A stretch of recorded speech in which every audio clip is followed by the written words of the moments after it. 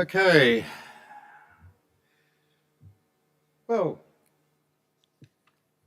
good evening, everybody. And I guess, first of all, I will acknowledge the traditional custodians of the land on which we live, work and play, pay our respects to elders past, present and emerging, and recognise their continued connection to these lands and waterways. And we acknowledge our shared responsibility to care for and protect our place and people. So welcome, everybody. You may notice that we're set up a little bit differently here tonight. The CEO decided he could take my training wheels off and I didn't need their support all the way around me. But for public forum now, we've actually resorted back to how it was with the previous council.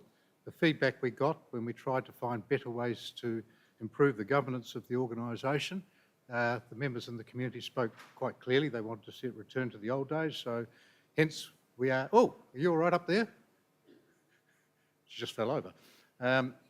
So we've just returned to the old ways. So this applies for public forum, where the members of the public who wish to address the governing body will speak directly to me, which I'll invite Brian up in a moment.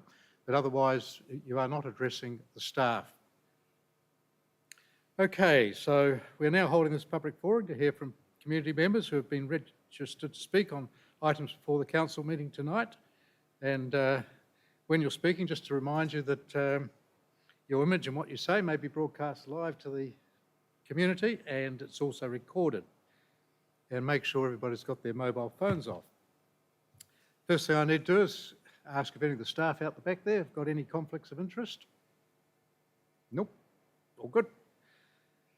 And just to remind speakers that your presentation is live streamed and recorded, and you have 3 minutes to address the council.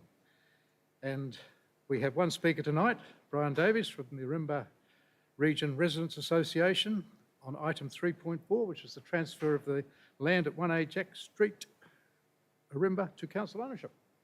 Brian, I invite you to the microphone. Thank you, Mr. Hart. Mr. Administrator, ladies and gentlemen, I'm speaking on behalf of the Ourimbah Region Residents Association, otherwise known as ORA. I've been known to speak at these forums opposing motions, but I'm pleased to say that tonight I'm here to give ORA's wholehearted support to this motion. We have the backing of large numbers of residents who signed 2 petitions asking for such a result. It provides continuity in a long history of community involvement and public resources in the village centre and fulfils one of the aims of the Ourimbah Master Plan. The Ourimbah School of Arts Hall, aka the Nissen Hut, aka the Hangar, at 1A Jake Street, was an integral part of community life in Ourimbah in a tradition that dates back to the start of the 20th century. Since it was built in 1950, this hall hosted dances, movies, wedding receptions, farewells, sports presentations, school events, amateur theatricals, live music, a boys' club encouraging fitness and more. But this was the 3rd iteration, as there'd been 2 previous halls, School of Arts halls, that had burnt down, one in 1922 and one in 1949. On both occasions, the generosity of spirit in the Ourimbah community shone through, with generous donations of land, cash and materials for a number of well-known Ourimbah families. The timber for the latest hall came from trees donated by locals that were milled free of charge at Brownlee's Mill, which now happens to be the proposed site for the new Food Innovation Hub. The new halls were built with volunteer labour. In this motion, ORA sees a continuation of that generosity of spirit. Our President stated, "We recognise that the UON has been extremely generous to make this offer to our community, and we thank them for being so supportive." We'd also like to express our appreciation to our local MP, David Meehan, for his efforts in helping to achieve this outcome. And of course, we'd like to thank Council for putting forward this motion, recommending to purchase this site at 1A Jake Street, Ourimbah, for the Ourimbah community. ORA and the people of Ourimbah look forward to consulting with Council on how best to utilise this site in the future. So, Mr. Administrator, I and ORA and the people of Ourimbah respectfully ask you to please approve this motion. Thank you. Thank you, Brian, and nice to hear a little bit of the history of the Yeah. how it's been. It's, well, the paper will come up in the council meeting, and you'll be able to hear, if you want to go, you can listen to it by the webcast, but it's fairly early on the agenda. But I have a couple of things I've got to do before I get to that. So with that, I will now declare the public forum closed, and obviously you're invited back at 6:30 for the commencement of the full council meeting. Thank you.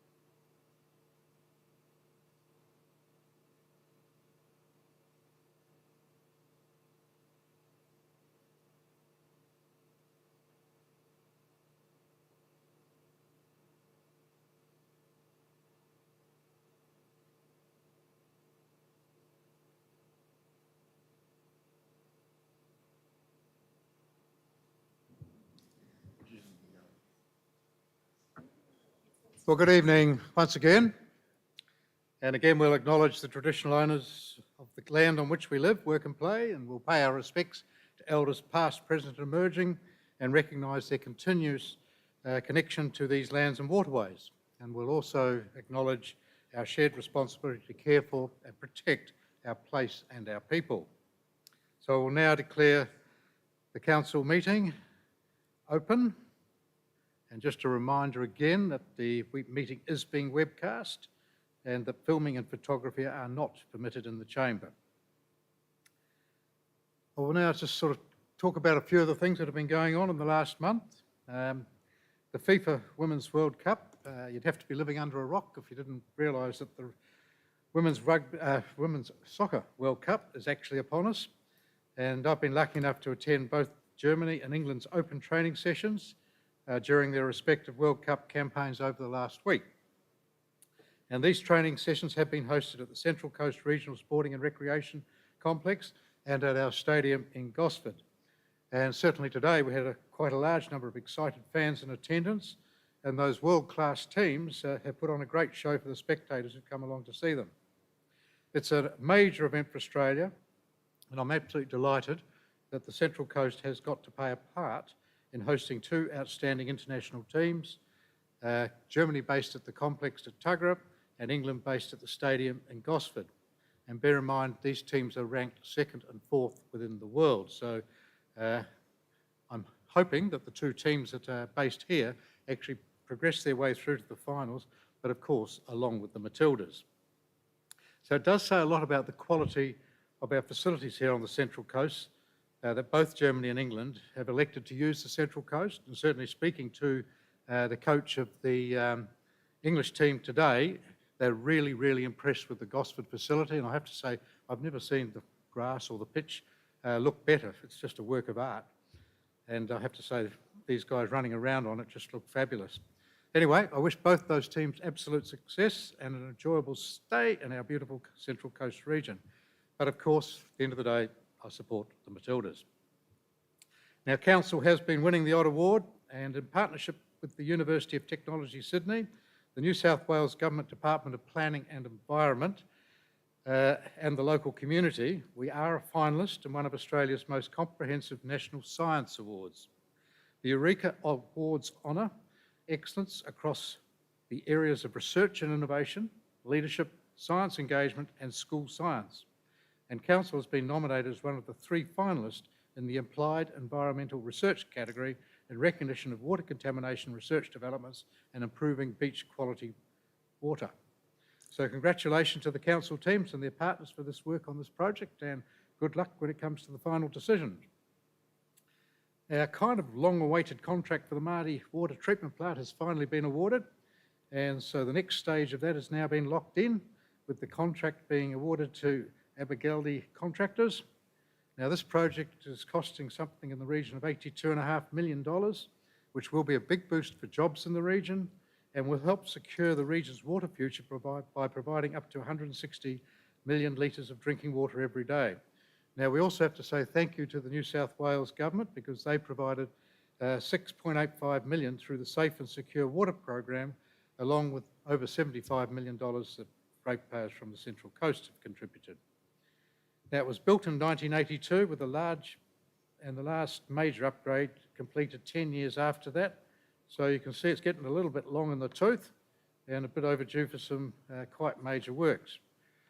Now, one of the things I just will say, in terms of funding this sort of a project, we do tend to fund them through loans, through debt, and when we go through the IPART process, part of the calculation that IPART does about the fees and charges that we can charge the residents takes into account the fact that we will be borrowing money and accounts for the principal and interest so that we can carry that on and recover the cost and repay those loans through the fees and charges. So it's not like we're finding extra money, it is already covered off through your current fees and charges.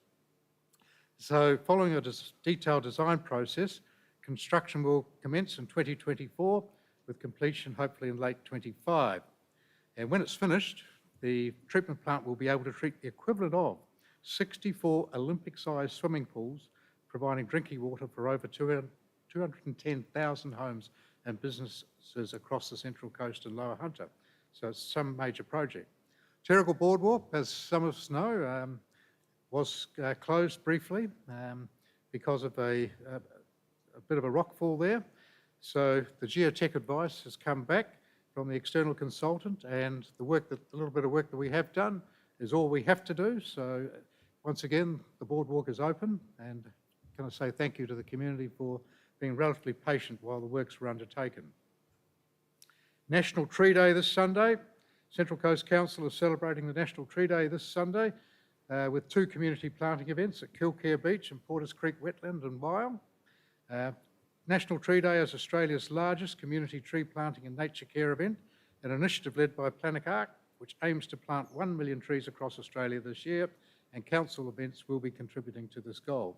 So head to the website if you want to get details and to get involved. And a nice little bit of good news to finish off with. Council's trainee and apprenticeship program is now open, so we are seeking eligible students to build their careers with a range of roles on offer across 9 fields. The program offers students an opportunity to complete a nationally recognised qualification as a full-time paid employee at council in their chosen field, which this year includes new disciplines including landscape construction, horticultural, painting and more. So head to the Council's carer page on our careers page on our website for all the details. And just a reminder that the chemical clean-out is starting this weekend, so if you've got any old batteries, fire extinguishers or things in that dangerous category, they will be, facilities to dispose of them will be available at Charmhaven or Kincumber Waste Management Facility. So that's all for my comments for today, but it does show things are continuing on and some really quite nice things actually happening. We'll move on to item 1.1, the council meeting, which is disclosures of interest. So I have no disclosure to report. Does anybody else? I don't believe there is. Nope. So we'll now go to resolve the recommendation as shown on the screen. Item 1.2, which is the confirmation of the minutes of the previous meeting. I can confirm that I was there and I've read the minutes, and I can confirm that I believe they are true and correct record. So I will now confirm via the resolution as shown on the screen. Item 1.3, which is notice of intention to deal with matters in confidential. We have no matters tonight to be dealt with, so we will move on and pass that on as a motion to be agreed, a resolution to be agreed by the council. We'll now move to item 2.1, which is the published as administrator's minute about return of councillors. I do have a second minute, which I will come to after this, which hasn't been on the council papers, but I will read that one in full. I don't intend to read this particular one in absolute full, but just to take some key points out of it. In less than 14 months' time, elected councillors will be returning to the Central Coast Council, and the time leading up to elections is critical to ensure that our community is ready and informed ahead of casting their vote on the 14th of September next year. I have been in discussions with the Office of Local Government and other administrators in New South Wales with a view to developing a program to work with prospective councillors before they get elected. One of the problems that the administrators have seen in the past with our experience, I guess, has been the education programs prior to councillors getting involved have been relatively minimal, and once they're elected, and then people like the CEO and senior staff try to, with the assistance of outside providers, try to teach them about what the job's like, they generally speaking have already formed views about how they're going to do the job, and it's quite difficult to change it. So the intention is to try and educate beforehand, and you will note if you look at the Commissioner's reports and the public inquiries, certainly both for Wingecarribee and for Central Coast, the Commissioners recommended that the administrators have a role to play in helping educate prospective councillors before they go to the polls. So tonight, basically, I'm getting the ball rolling by putting this minute forward and asking the staff to prepare a series of public candidate information sessions beginning in October this year. So these sessions will be open to anybody who's interested to becoming a councillor and will provide advice about time involved, what the role entails, and so on and so forth. They will particularly advise what good governance looks like. And you will note an attachment to this particular paper, this particular minute, is a copy of the Commissioner's report into the public inquiry at the Central Coast Council. And you will note quite clearly how strongly she points towards the need for good governance. So I do sort of urge the Central Coast community to think seriously about the type of councillor they want to elect to form part of their new governing body. The ideal candidate is someone who is ready and willing to represent the whole Central Coast community, not just their patch or ward, to work together with the balance of the governing body, to uphold their responsibilities as outlined in the Act, and to serve the Central Coast community to the best of their ability. Local government elected service is not a profession, and electors should have confidence that their representative comes from a sense of civic and community service and pride, and not from entitlement, ego, or personality.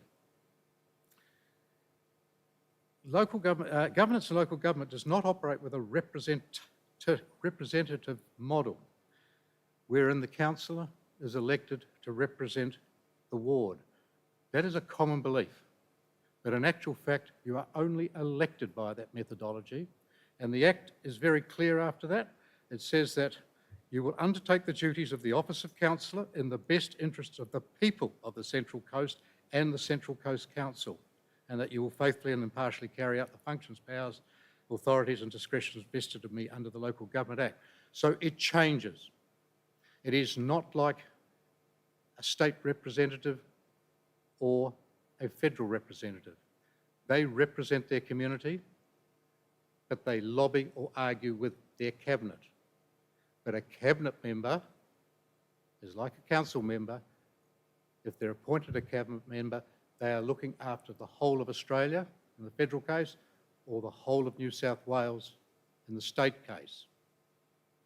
Because we don't have, inverted commas, the cabinet, once you're elected by that representation model, you are then immediately into that governing role as if you were a minister in either a state or a Commonwealth government.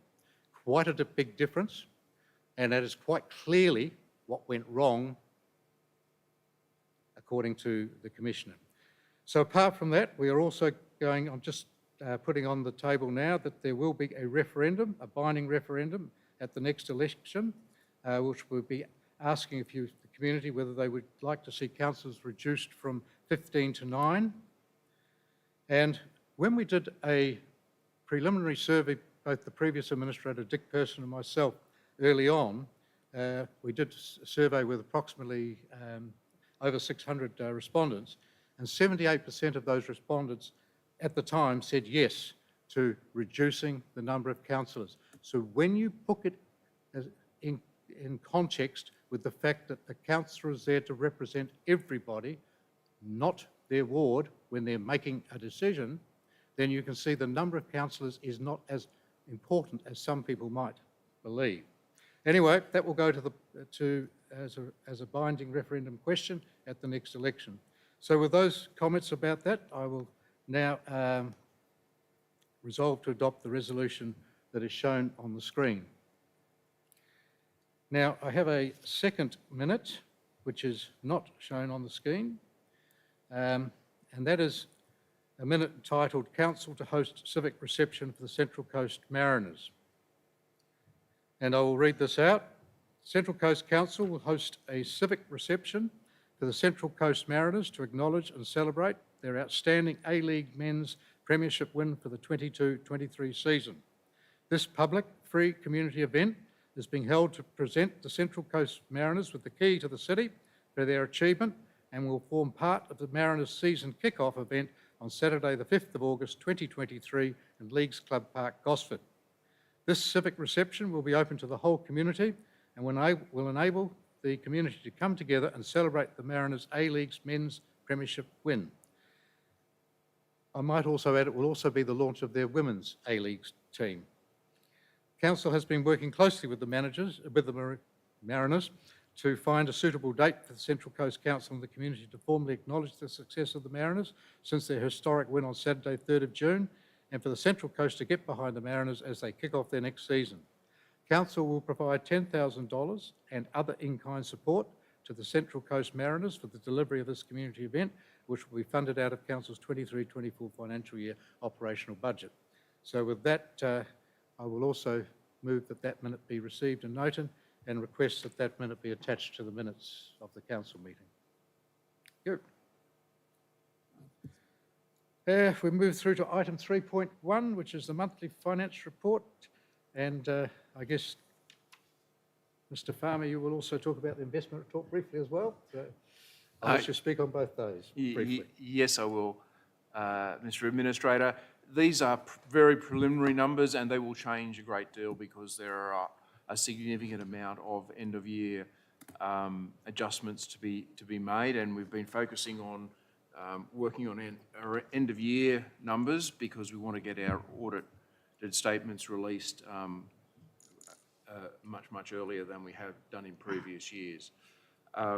What I can comment on is that we anticipate running a surplus again for the second consecutive year, and just some lines that won't change a significant amount is our employee costs are almost on ball. In fact, they're on the preliminary numbers are only $70,000 out over 178 million, and our materials and services costs are about $9 million underspent. So that will be one of the significant contributors towards a surplus going forward. Of course, we need to run a surplus to be able to repay debt and also to consider expanding any services into areas of community need.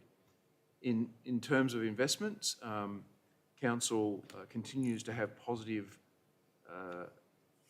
working funds in all our funds apart from the Drainage Fund, which is covered by the strong amount of funds that are in the General Fund, and they are all invested with approved deposit-taking undertakings, essentially banks in Australia, and they're invested from terms from at call and up to 5 years. At this stage, there's $761 million, the vast majority of which is restricted funds, but we're still carrying positive working capital in all our significant funds. Thank you, Mr. Farmer. I think the interim or draft result, if you like, augurs well. I think it's, on the assumption that it does come through, and I'm sure the Chief Executive has been quite cautious in here and might even be a little better than we expect. But nonetheless, it's a great result to be able to follow up the last year's results of a positive surplus in the order of $40-odd million, to be able to follow that up with another substantial surplus. There is one just little kind of sting in the tail, which I will mention. It is not something to be overly concerned about, but I will mention it now for transparency's sake, and also I will be, as a consequence of this, be writing to our federal politicians about it. It notes in the paper that we've had a prepayment of what we call the FAG grants, which are the financial assistance grants that we get from the Commonwealth every year. In our case, that should total annually around $36 million. Unfortunately, the Commonwealth pays it when they think they're going to pay it, which means it may or may not fall in the financial year that we're actually working in at the time. And if you see the paper there, you'll see that last year we got a prepayment right before the end of the year. I think it was about the 26th of June, was it? Something like the 26th of June, 4 days to go at the end of the financial year, we get another $18 million. What I just want to highlight is our budget this year, the operational budget we're in now, had in the revenue line a total of the $36 million on the assumption we would get that during this financial year. We have been paid some of that prior to. So from our P&L, our income and expenditure point of view, we're going to be down on revenue. From the cash point of view, of course, we've got the cash. It just arrived a bit earlier than the commencement of the financial year. So I just want to point that out. We hope what will happen is the federal government will pay again at the end of this financial year. I think we're hoping we'll get 36 million, the full amount, at the end of the year. So we can fund the work during the year because we've had the prepayments, but there is a risk that our income and expenditure or P&L account at the end of the next financial year, if we didn't get it, any more money from the Commonwealth, that it might go into a deficit. But I have to stress that would just be a deficit, if you like, a paper deficit, because we have already got the cash, but it's in just before the commencement of this financial year. So hopefully I'm clear, but that's the sort of situation that we have to face with. So I just want to put it out there now. So as a consequence to that, I'm going to be writing to the federal MPs to ask them to talk to their bureaucrats to say it is not helpful to, when you feel like paying the money, because we have to operate within a financial year, please make sure it arrives what you're going to pay us in the financial year for which we've budgeted it for. So we may not have any impact because the Commonwealth does particularly what they like, but I know our current local politicians are aware of it, so I'm just going to ask them to try and take up the baton. I might add, this just doesn't apply to us. It applies to every council in New South Wales and right across the state, across the country, in fact. So with that, I'm just going to move the recommendations for item 3.1 and for item 3.2 as they are shown on the screen.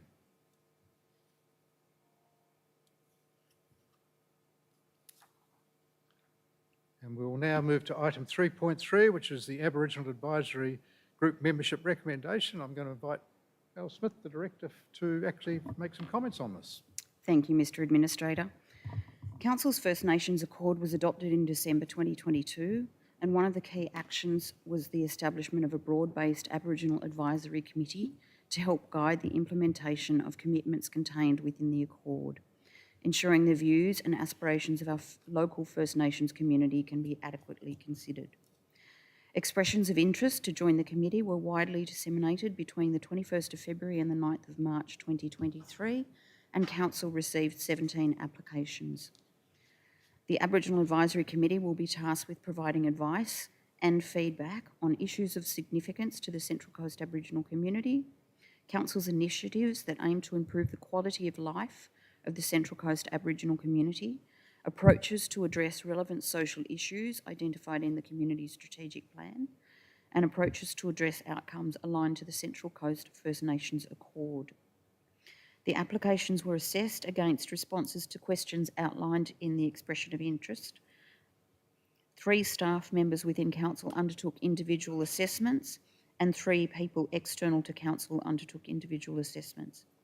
The 3 external assessors comprised an experienced and respected First Nations leader with a history of successfully chairing similar committees, 2 other independent assessors recommended to Council by the federal government.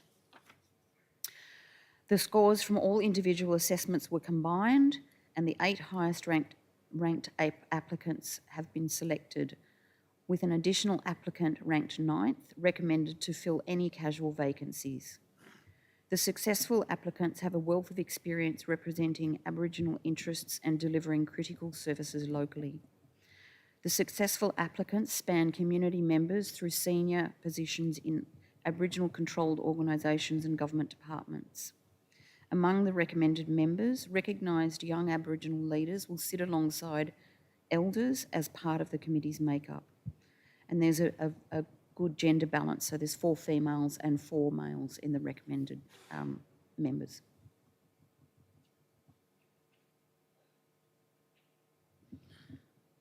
Thank you, Ms. Smith.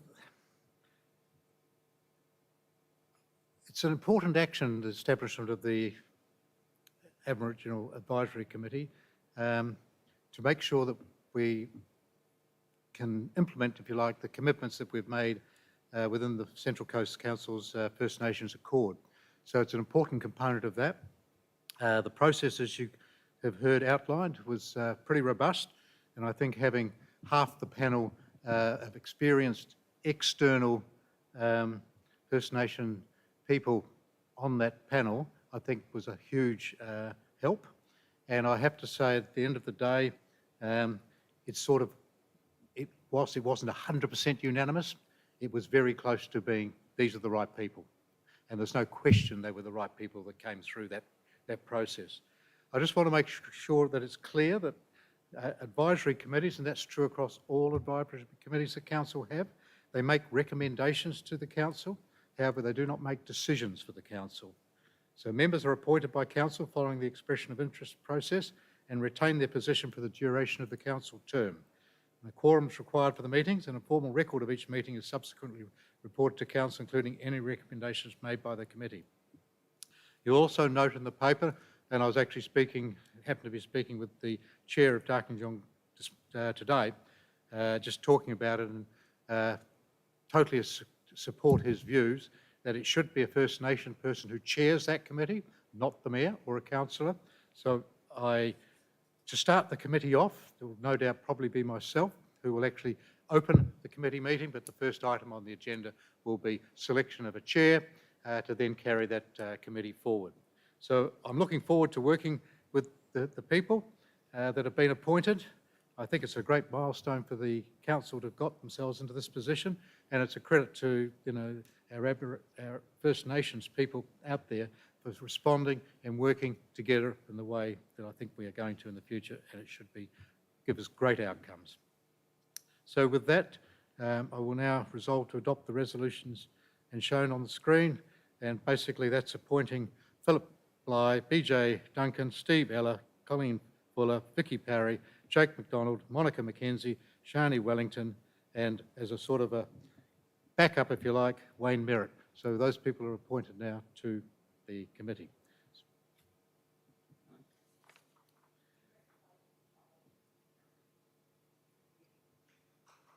You can have a clap for those if they're ready. Yeah, good idea.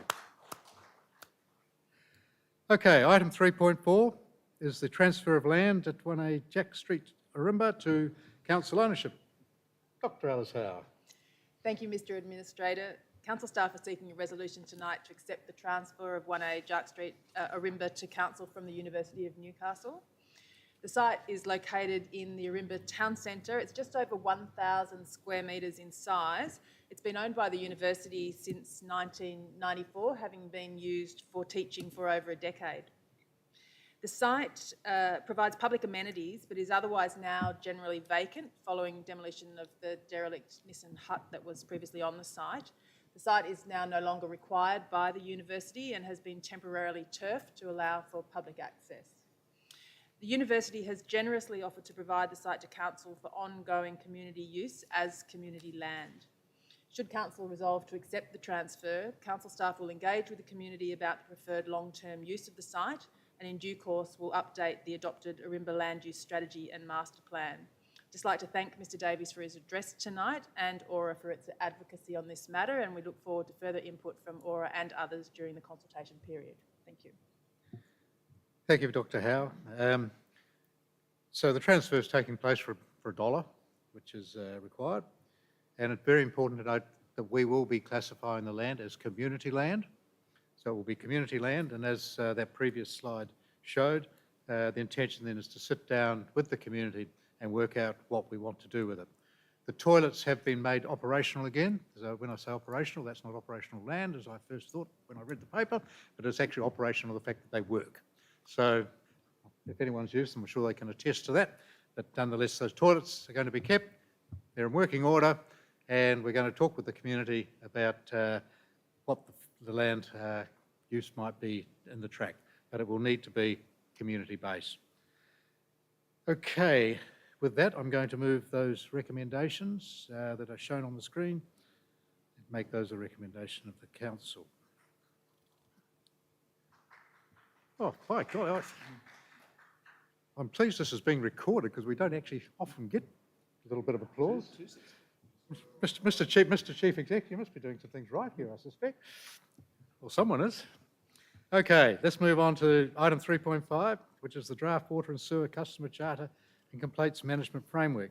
I'm going to ask Mr. Loader to just talk a little bit about this. It's a very important document, and it will give us, a guide, I guess, as to how the community can interact with the council in the future over the supply of water and sewer services. Thank you, Mr Administrator. As part of Council's water and sewer pricing submission in 2022, we committed to providing and improving our accountability and our performance for our water and sewer customers. IPART agreed with us and included this as a recommendation in its final determination. The draft Customer Charter and Customer Complaints Management Framework have been developed to help us meet this commitment.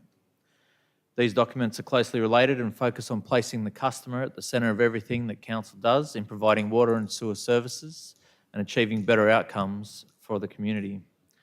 The Customer Charter has been informed through Council's targeted community engagement program, Improving Your Water and Sewer Services.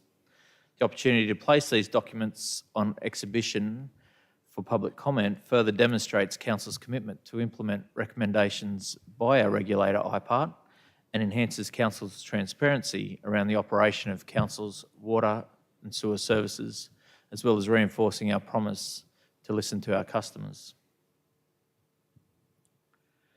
This is the first Central Coast Council Water and Sewer Customer Charter, which has been co-designed with the community.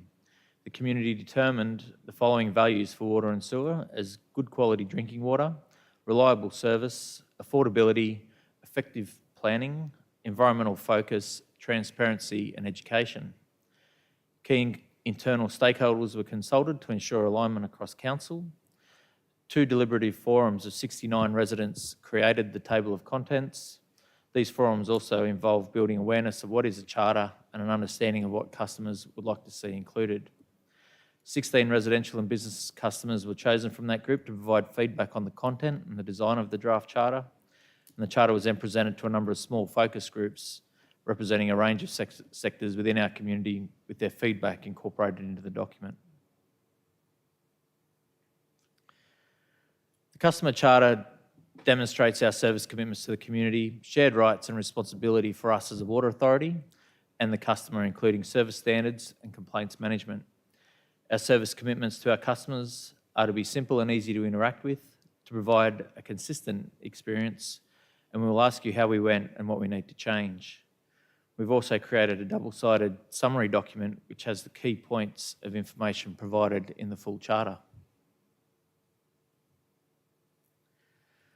The Customer Complaints Management Framework is aligned with the broader Council Complaints Management Policy. As part of Central Coast Council's quality management commitment to customer complaints, we will place our customers at the centre of our services, speak to our customers honestly and professionally in simple language, make it easy to share your feedback or make a complaint, treat all complaints with consistency and fairness, strive for improvement to prevent issues, ensure that our staff are approachable and knowledgeable, providing expert and friendly support to meet your needs, and make decisions in the best interests of our whole community. The draft Customer Charter and Complaints Management Framework will be on public exhibition for 28 days. A further report will be provided to Council with the outcome of that exhibition period. Thank you, Mr Administrator. Thank you, Mr Loader. I actually attended the phase 1 of those, the first stage, if you like, of putting this document together, and certainly was very impressed with the way the community at those tables, as you saw in the photograph, actually came together to talk about exactly what their wishes were, how they felt about things, and I have to say, by and large, were very, very positive meetings. I think the Council process they've run here is first class because they've taken that information, they refined that information with a second phase, and they've produced now a draft based on that information, and now they're going back out to the community to consult with what they've put together.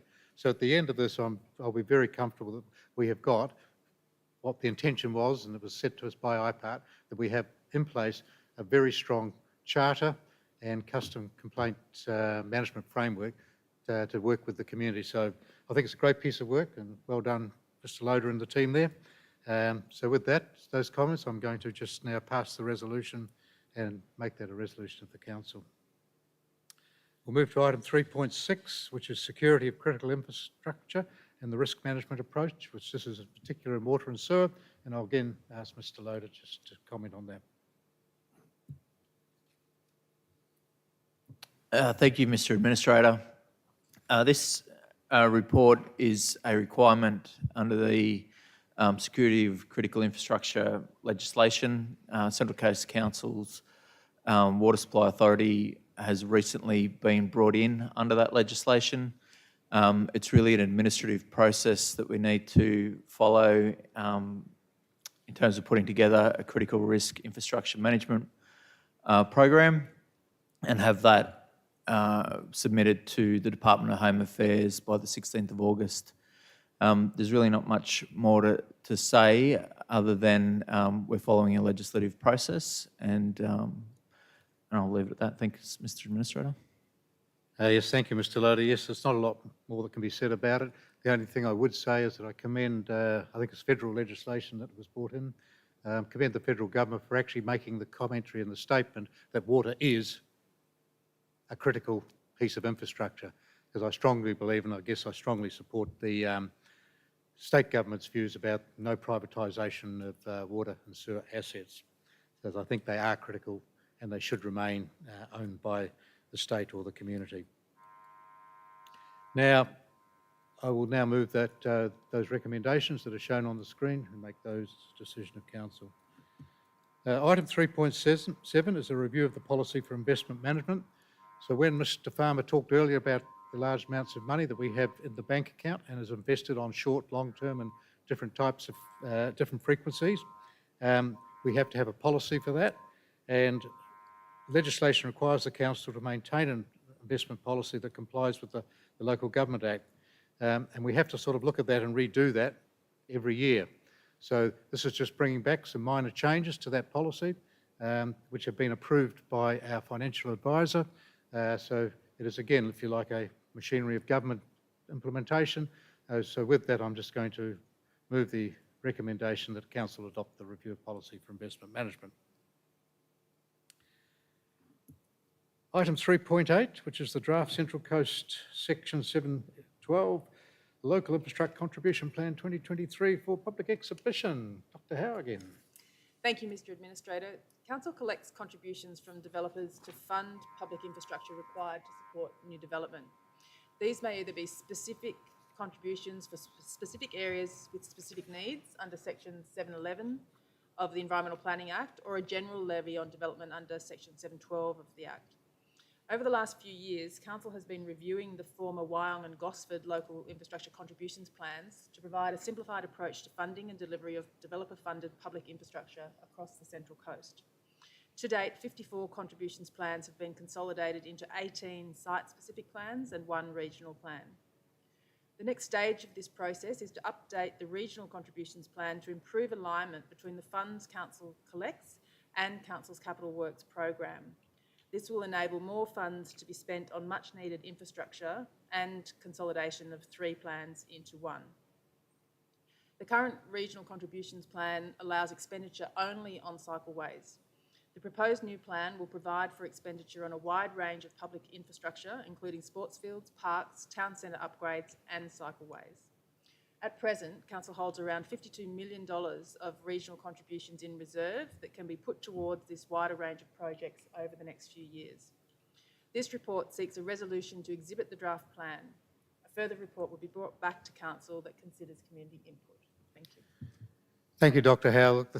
This is an area where most councils are moving to try and consolidate their contributions plans. The problem is when you have a contribution plan for a very small area, you get a relatively small amount of money and it doesn't go anywhere. And it then needs to be supplemented with ratepayers' funds to actually do anything.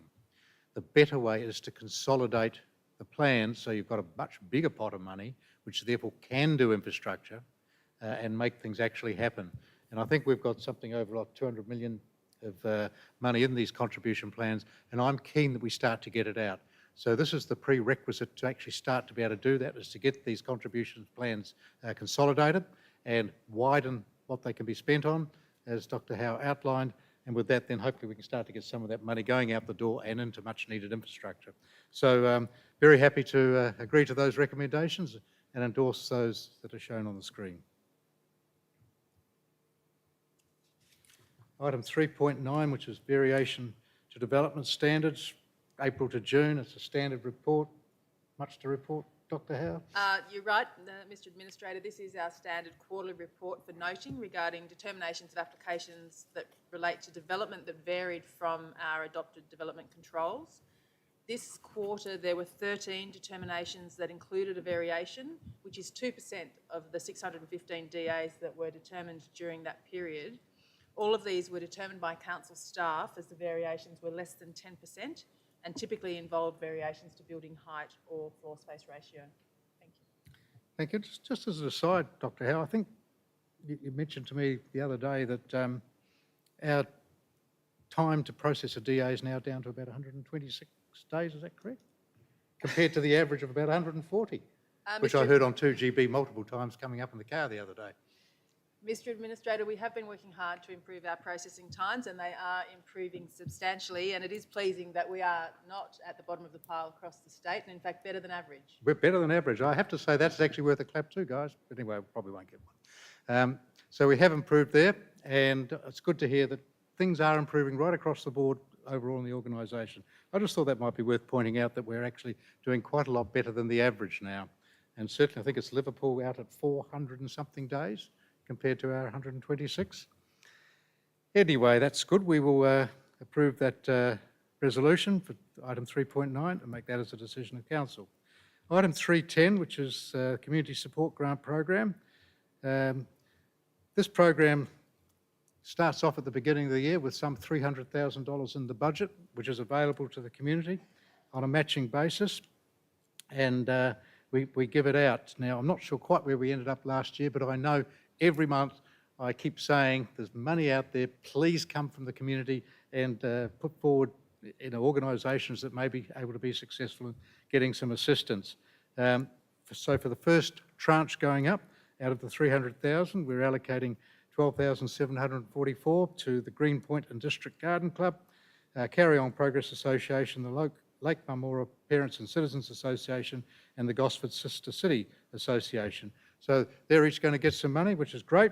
But I do ask if anyone in the audience just who knows organisations out there to please look at the website and please put in your applications for money, because I hate seeing the money being available for groups and it not being spent. But with that, we can get a bit over 12,500 out the door and to those organisations. So that I will move those as a decision of council as per the resolutions on the screen. Item, I think we're down to the last item, which is 3.11. Minutes of the advisory group and committee meetings were held in June 2023. There was a number of committee meetings held. There was the Audit, Risk and Improvement Committee, the Catchments to Coast Advisory Committee, Status of Women Advisory Group, Protection of the Environmental Trust, and Mangrove Mountain Spencer Advisory Committee. I don't believe there was any recommendations to council to look at, so they were it's really for information, and a couple of the committees couldn't actually meet for either a lack of quorum or nothing to talk about. So regardless of that, I shall just move those minutes and adopt the resolution as displayed on the screen. And with that, it brings us to the close of tonight's meeting. So I will close the meeting at 7:14 p.m. I will come up the back and have a tea of coffee, and I did ask for some biscuits to be provided. There might even be some chocolate ones, so we'll have to wait and see out there. But anyway, thank you for attending tonight and have a good evening.